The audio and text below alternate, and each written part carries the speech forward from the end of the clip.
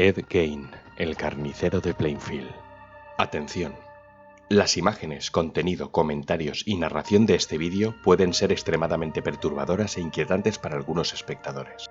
La infancia terrible de un niño, Edward Theodore Gein, nacido el 27 de agosto de 1906 en la población de La Crosse, Wisconsin, Estados Unidos.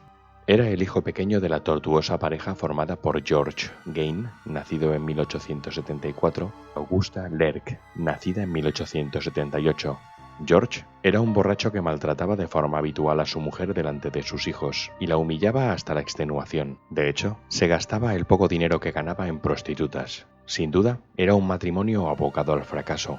Por su parte, Augusta provenía de una familia de origen alemán, de una moral estricta, ultrarreligiosa, fanática, puritana, obsesiva y extremadamente dominante que ejercía un férreo control sobre la vida de sus hijos. Augusta siempre había querido tener una niña, y el nacimiento de Edward la amargó aún más e incrementó su rechazo hacia el sexo masculino, llegando a inculcar a sus hijos que todos los hombres eran malos, unos borrachos y unos mujeriegos, y que las mujeres eran todas, salvándose ella misma, el demonio y unas prostitutas. Con esas enseñanzas, Augusta consiguió lo que buscaba, el control absoluto sobre sus hijos, asegurándose que nadie interferiría en su relación con ellos. La familia intentó enderezarse, y para ello se mudaron a la población de Plainfield en 1913, donde se instalaron en un gran terreno con una casa de 2 plantas, donde todo pareció volver a la normalidad, pero el padre, George, volvió a la mala vida, y dejó de trabajar el campo, pasándose todos los días borracho, hasta que falleció en 1940, lo que supuso un cierto alivio en Augusta y sus hijos. Durante los siguientes años, Augusta mantuvo a sus hijos a raya. Pese a que tenían más de 30 años, no conocían nada de la vida ni de las mujeres. Un día de 1944 se desató un gran incendio en un bosque cercano a la propiedad de los Gein. Henry, el hermano mayor, y Edward fueron a intentar apagarlo, pero Henry nunca salió vivo de allí. Según dijo Edward, se habían separado y no lo había vuelto a ver. Curiosamente, llevó a un grupo de hombres exactamente donde estaba el cadáver de Henry con un fuerte golpe en la cabeza. Se llegó a pensar que había sido Edward, pero finalmente declararon la muerte por asfixia por el humo. Nunca pudieron demostrar si había sido Edward. El principio de la locura. Tras la muerte de Henry, le dio un infarto a Augusta, y Ed la cuidó con todo el cariño que pudo hasta que en 1945 falleció. Fue ese el momento en el que Ed perdió la férrea guía que suponía su madre. En los años siguientes, el gobierno le pagaba por tener sus campos en barbecho, y mientras los campos crecían abandonados, él se dedicaba a hacer chapuzas para los vecinos. Era un manitas. Lo que ningún vecino se podía imaginar es lo que el tímido y retraído Ed Gein hacía en sus ratos libres. Al quedarse solo, Ed empezó a descubrir la sexualidad a través de los libros de anatomía y de cómics de terror como Cuentos de la Cripta y otros de carácter sadomasoquista, y para conocer el cuerpo humano, solo se le ocurrió utilizar cuerpos reales.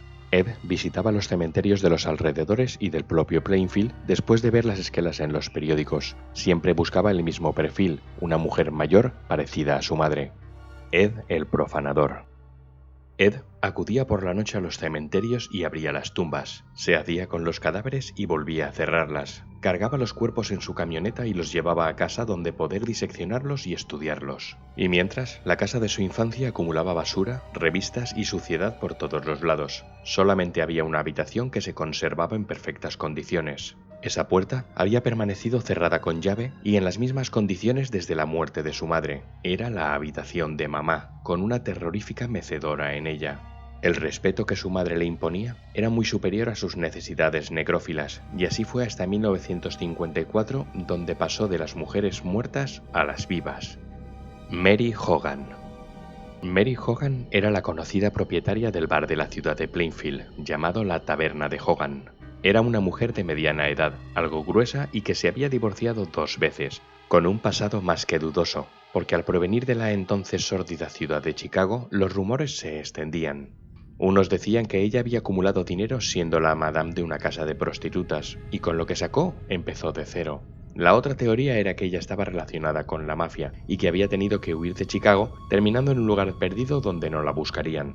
Ed Gein era uno de los clientes habituales de la taberna, donde las mujeres no querían que sus maridos fueran a beber allí, por ser un local sórdido y con abundante alcohol.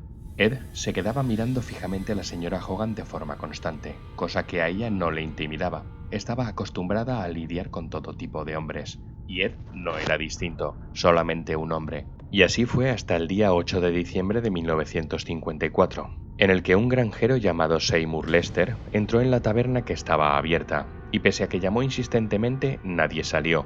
El granjero corrió a la calle al no parecerle normal y fue a buscar al sheriff, que no tardó en personarse con sus ayudantes. Tras revisar el local, encontraron un charco de sangre y un cartucho disparado en el suelo.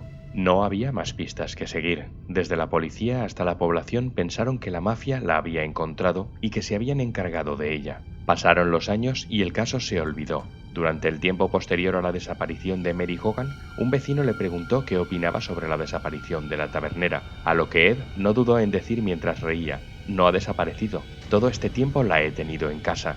Los que estaban escuchando se lo tomaron a broma. El pequeño hombrecillo no podía ser el causante de la desaparición de Mary Hogan, pero no sabían lo depravado que podía llegar a ser. Bernice Worden. La señora Worden era una mujer de unos 58 años, cuyo hijo era uno de los ayudantes del sheriff de Plainfield. Regentaba la ferretería del pueblo desde que se quedó viuda, y era una de las personas más queridas en el pueblo, pero el 16 de abril de 1957 marcaría su fin. Ese día se había abierto la veda para la caza de ciervos, lo que hizo que el pueblo estuviera prácticamente vacío.